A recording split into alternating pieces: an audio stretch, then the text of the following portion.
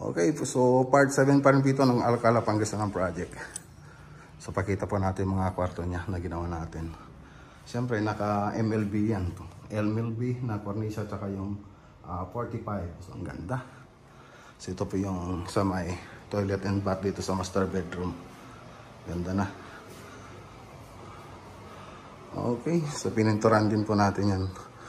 Pati itong interior nito. Ceiling paint, interior paint, partition. Yan po yung mga ginawa natin.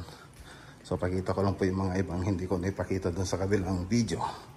So ito yung room 1. So yan, pininturan lang po natin yung wall niyan tsaka yung ceiling.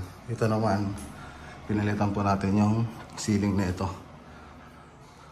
Siyempre pininturan na rin na po natin. Ganoon din po dito. Yan. Okay. So, ang ganda na. So, tubular lang po ito mga boss. So, pakita ko na nga dito. Yan. Balcony. Tapos, doon sa kitchen. Ito pa yung kitchen. Tapos, dito pa yung dirty kitchen. Okay. Ayos.